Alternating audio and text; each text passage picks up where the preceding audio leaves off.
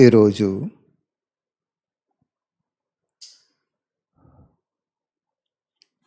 మన 84 జన్మల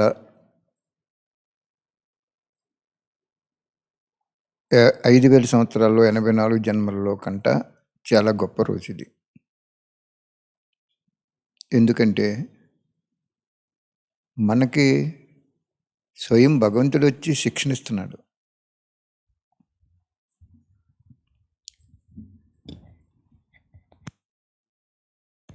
శిక్షణిస్తున్నారు బాబా.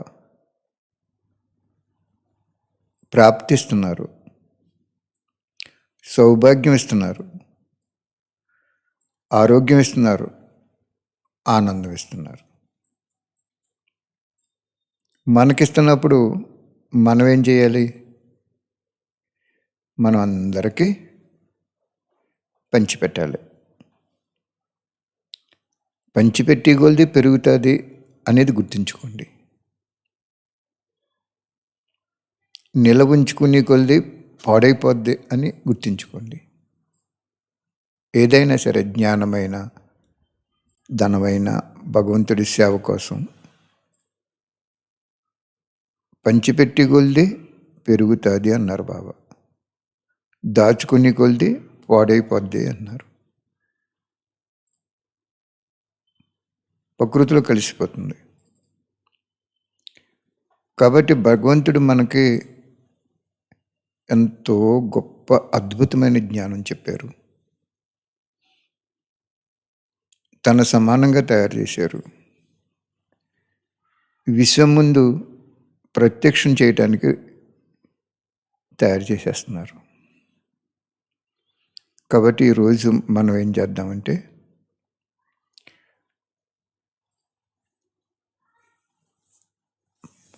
బాగా ఆర్థిక ఇబ్బందుల్లో ఉన్నటువంటి కష్టజీవులు, వాళ్ళందరినీ స్వర్గం తీసుకొచ్చేటువంటి మనసా సేవ చేద్దాం.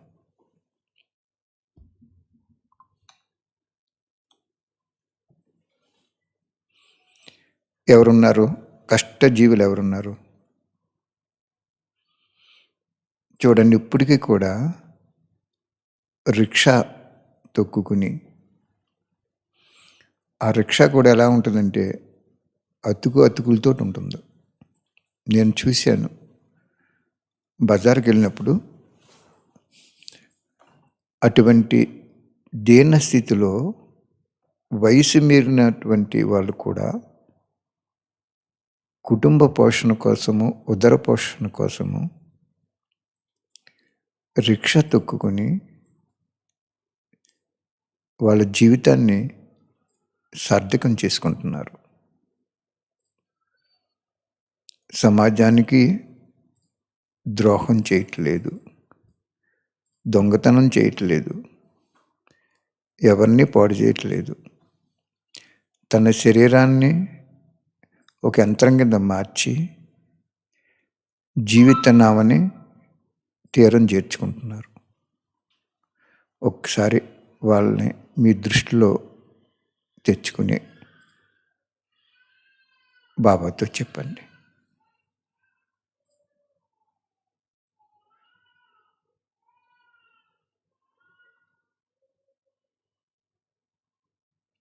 వాళ్ళు మనకేమవుతారు? ఆత్మస్వరూపంలో సోదరులు అవుతారు. వాళ్ళు శివబాబాకి ఏమవుతారు? ఆత్మస్వరూపంలో పిల్లలవుతారు.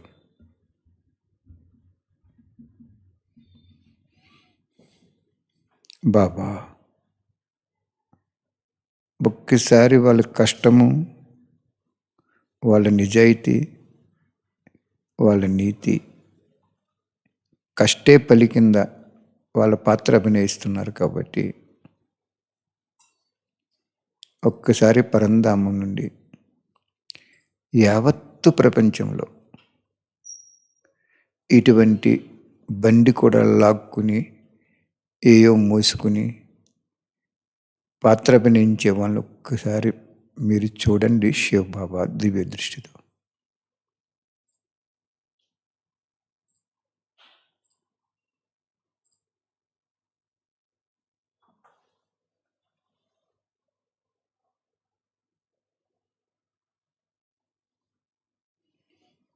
మరి వాళ్ళకి ఈ జన్మలో నిజంగా ఒక కూతురు ఉందనుకోండి, ఏం కట్నం ఇవ్వగలడు అతను? ఏం చెప్పండి, ఆలోచించండి బాబా. ఈ జన్మలో వాళ్ళు నీతిగా, నిజాయితీగా కష్టించి జీవిత నామని నడిపించుకుంటున్నారు.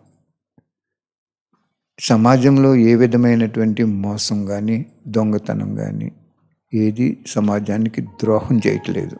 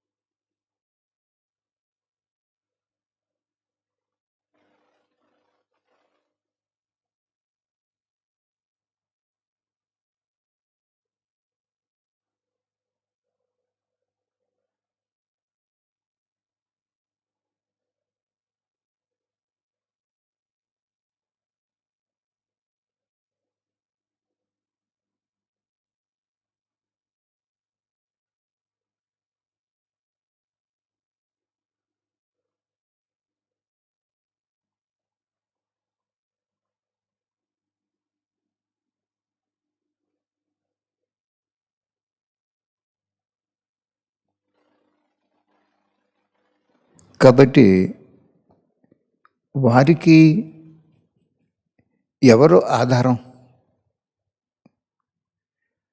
ఈ జన్మలో వాళ్ళు అంత స్వచ్ఛంగా ఉన్నారు కాబట్టి వాళ్ళని బాబా స్వర్గంలోకి ప్రజలుగా తీసుకొస్తే బాగుంటుంది కదండి. జ్ఞానసాగరుడు నువ్వు, మీకు నేను జ్ఞానం చెప్పటం కరెక్ట్ కాదు. మరి అయితే మీరేమంటారు? వాళ్ళు నన్ను తెలుసుకోలేదు, నాకు ఏ తనువు కానీ, మనసు కానీ, ధనం కానీ సహయోగం చేయలేదు, మరి ఎలాగని మీరు అడుగుతారు. మీ రూల్స్ మీకున్నాయి, మీ శాసనాలు మీకున్నాయి, మీ లాలో బందీ అయ్యేటువంటి అద్భుతమైన తండ్రి మీరు. లాలో మిమ్మల్ని సృష్టించలేదు, మీరు లాస్ని సృష్టించారు క్రమశిక్షణ కోసం. కాబట్టి మా పుణ్యఖాతాలో ఒక్కొక్క బిందువు తీసి వాళ్ళకి ఇచ్చి వాళ్ళని మీరు స్థాపించే స్వర్గం తీసుకొస్తే ఈ ఒక్క జన్మలో వాళ్ళు కష్టించి నీతి నిజాయితీతో ఈ సమాజంలో పాత్ర అభినయిస్తూ, ఆ రిక్షా ఎలాగుంటుంది బాబా? పాతదైపోయి ఒక పక్క ఊడిపోతే తాళ్ళతో కట్టుకుని ఇలాగ వాళ్ళ జీవితాన్ని నడిపించుకుంటున్నారు, కాళ్ళతో తొక్కుతున్నారు ఆ రిక్షాని. కాబట్టి వాళ్ళు ఒక విభాగం. రెండోది, నేను చూశాను బాబా, మీరు చెప్పారు, మీరు చూపించారు, మమ్మల్ని అలా నడిపిస్తున్నారు. గొప్ప అద్భుతమైన తండ్రి మీరు. రోడ్డు పక్కనే చిన్న స్థానం ఉంటే అక్కడ ఒక తాటాకుతో అల్లిన ఒక గొడుగు పెట్టుకుని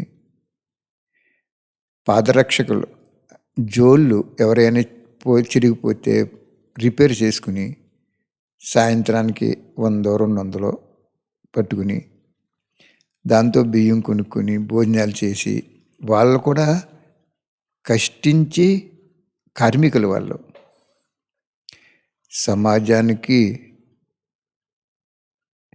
ఏ తప్పు చేయనటువంటి వాళ్ళు కదా శివబాబా.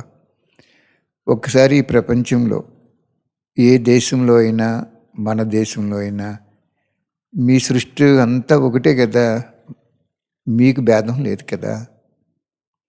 ఈ ప్లానెటే మీది, భూమే మీది. సూది మన మోపిన భూభాగం కూడా మీ సంకల్ప శక్తి చేత జన్మ తీసుకుంది. మీది మీది మీది. ఒక్కసారి అటువంటి వాళ్ళని ఒక్కసారి చూడండి బాబా, ఒక్కసారి చూడండి.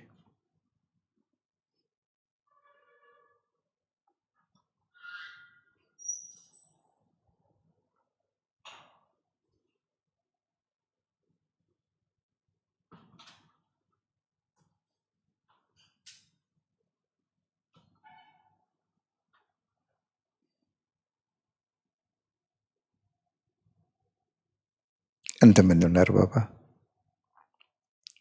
వాళ్ళ నిజాయితీ గెలవాలే కదా, ఎవరితో దెబ్బలాట ఆడటం కూడా ఉండదు కదా. ఆ చిరిగిపోయిన ఆ జోళ్ళు, పాదరక్షకులు ఇతరులది ముట్టుకుని దాన్ని రిపేర్ చేసి ఇస్తారు. మోసం ఏమైనా ఉందా బాబా అందులో చెప్పండి? లేదు కదా. మరి వాళ్ళకి ఒక్క జన్మ అంత నిజాయితీగా ఉన్న వాళ్ళకి కర్మాతీత స్థితి పొందిన ఆత్మ ఇతరాత్మల కర్మబంధనాన్ని తొలగిస్తుందన్నావు కాబట్టి వాళ్ళకి మా పుణ్య ఖాతాలో ఒక్కొక్క బిందువు తీసి ఒక్కొక్కరికి ఇచ్చి వాళ్ళని స్వర్గంలో ప్రజలుగా తీసుకురా బాబా. ప్రజలు కావాలి కదా. ఎంతమంది కావాలి? 33 కోట్లు కావాలి సత్యత్రాతయుగం కలిసి.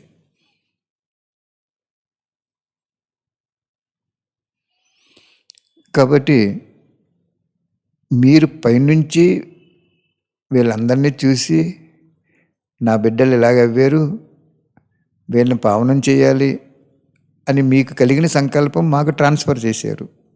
మాకు కలిగిన సంకల్పం కాదు అది. అందుకే మీరేం చెప్తారు? చేసి చేయించేవాడిని నేనన్నారు. మీరు చేసారు సంకల్పం, మళ్ళీ చేసేది కూడా మీరే. చాలా వండర్ఫుల్ పాయింట్స్ బాబాయి. కాబట్టి ఈరోజు అలా కష్టించి కార్మికులుగా ఉండి కరెక్ట్గా నీతిగా ఉండి సమాజానికి ఏ విధమైన మోసము, ద్రోహము, అన్యాయం చేయకుండా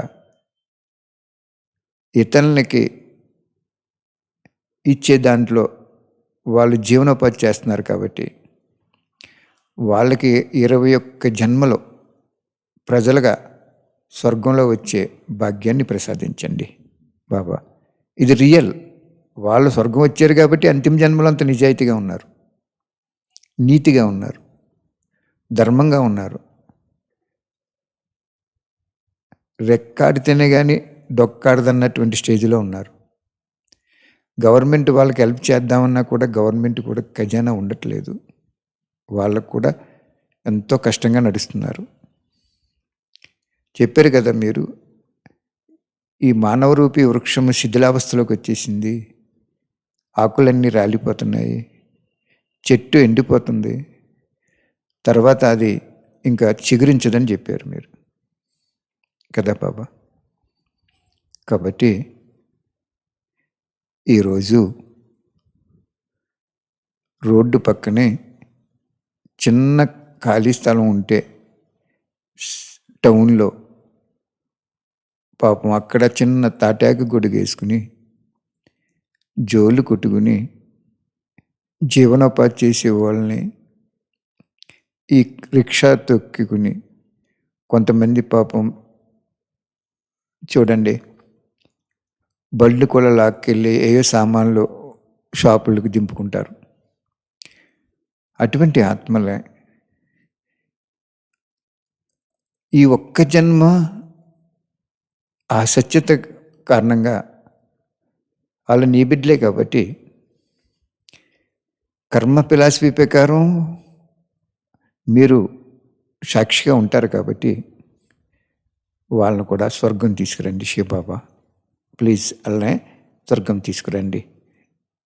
మంచి పిల్లలు మీకు వాళ్ళు. ఓకే బాబా.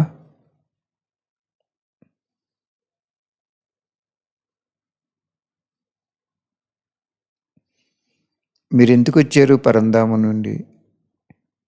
ప్రతి ఒక్క మానవ ఆత్మని 780 కోట్లు అని చెప్తున్నారు గవర్నమెంట్. ప్రతి ఒక్కరిని పావనం చేసి ఇంటికి తీసుకెళ్తారు పరంధామాకి. మళ్ళీ వాళ్ళ టర్మ్ వచ్చేటప్పటికి కింద పంపిస్తారు.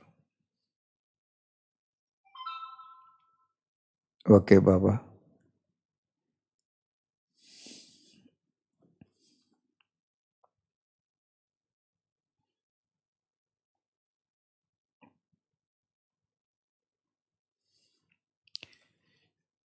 ఇంకా కొన్ని ఫ్యాక్టరీస్లో, బొగ్గు గనుల్లో,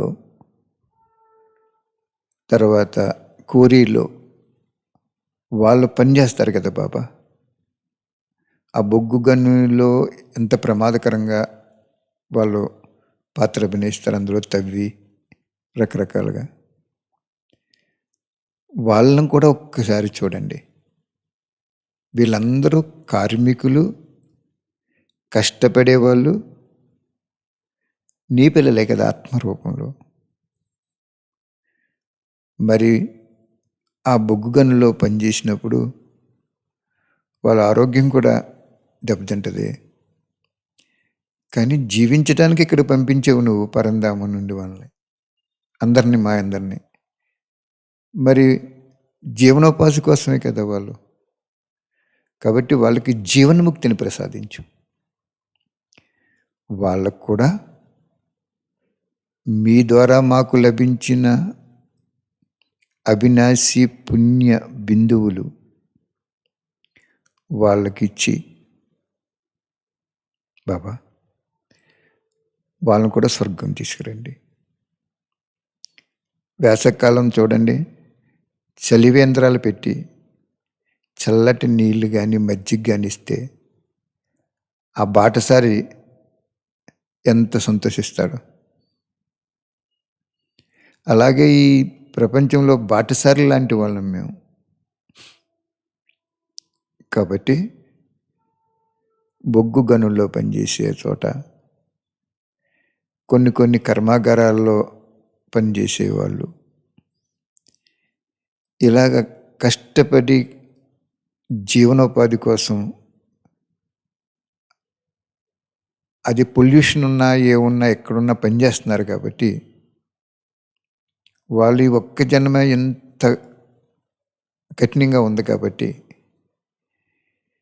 వాళ్ళని కూడా 33 కోట్లు రావాలి కదా. సత్యయుగంలో 3 కోట్లు, త్రేతాయుగంలో 30 కోట్లు. ఆ ప్రజలుగా తీసుకురండి బాబా. మీరు అన్నారు కదా, ఒక్కరోజైనా తండ్రి వచ్చారని అంగీకరించే చాలు ప్రజల్లోకి వచ్చేస్తారన్నారు. వాళ్ళు సెంటర్కి రారు, యోగం చేయరు, వికర్మలు భస్వం చేసుకోరు.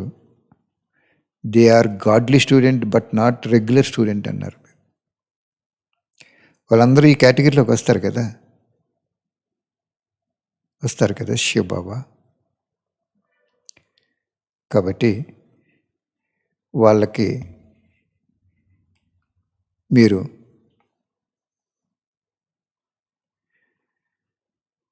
మా పుణ్యఖాతాలో మేము వచ్చే స్వర్గంలో మాకు ప్రజలుగా, ఇక్కడ చాలా చిరు వ్యాపారస్తులుగా ఉన్నారు, అక్కడ మాకు ప్రజలుగా తీసుకురండి. మా ప్రజల్ని మేమే తయారు చేసుకోవాలి కదా, మీ సంకల్పం ఆజ్ఞగా. చూడండి బాబా, ఒకసారి వాళ్ళందరూ ఆల్ ఓవర్ వరల్డ్లో, ఈ భూభాగంలో ఈ పంచతత్వాలతో కూడిన ఈ భూభాగంలో ఎక్కడున్నారో, ఎలా ఉన్నారో, ఏం చేస్తున్నారో, వాళ్ళకి ఒక 2-3 కూతుర్లు ఉంటే ఏ విధంగా పెళ్లి చేయగలరు, ఏమి సంపాదించగలరు, ఎన్ని రకాలుగా సంపాదన కూడా ఖర్చు అయిపోతుందో, ఏమి ఇవ్వగలరు, వాళ్ళకి కట్నం ఇవ్వగలరా? కోటీశ్వరుడు ఎంతో గ్రాండ్గా పెళ్లి చేస్తారు. కానీ అతను పోని ఇటువంటి వాళ్ళకి ఒక అరకాసు బంగారం ఒక తాళి కింద ఇద్దామా, తాళి తయారు చేసి ఇద్దామా, నాకు ఆడపడుచు లాంటి వాళ్ళని కూడా ఎవరికైనా కలుగుతుందా ఆలోచన? కలగదు. కలుగుతుందా? కలగదు. నేను ఇంకా ఫోకస్ అవ్వాలనే భావనలో ఉంటారు. అది వాళ్ళ లెక్క. కానీ మీ లెక్కలో బిందువు కలిసి చెరువు అవ్వాలంటారు. అలాగే ఈ కార్మికులందరినీ, ఈ కష్టజీవులందరినీ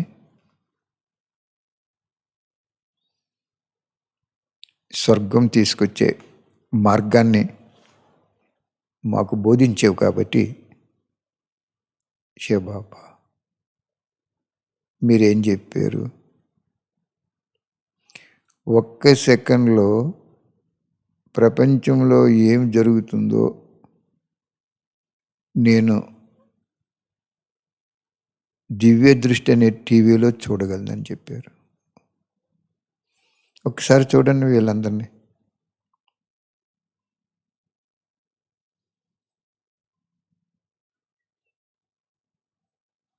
ఒక 1,000,000 మంది ఉంటారా బాబా? ఇలాగా ఉంటారు కదా, 1,000,000 దాటిపోతారు. 33 కోట్లు రావాలి. ఆ 1,000,000 మందికి మా పుణ్యఖాతాన్ని ఒక బిందువుగా ఇవ్వండి, పుణ్యాత్మగా చేయండి, తీసుకురండి.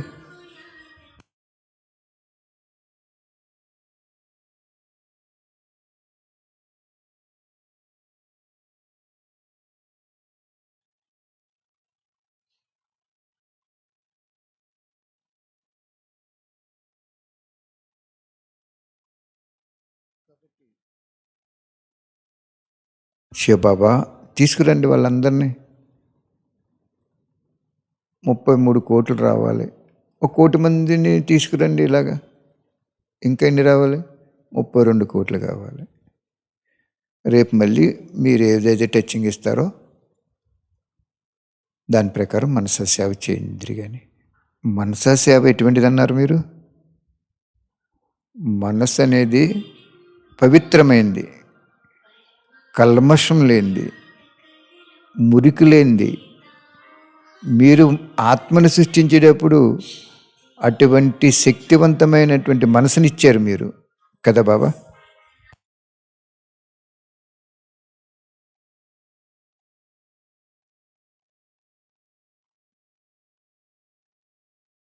కాబట్టి రేపు ఇంకొక విభాగానికి మీరు ఇచ్చే టచింగ్ని బట్టి చేసుకుంటాను, మీరు చేయిస్తారు.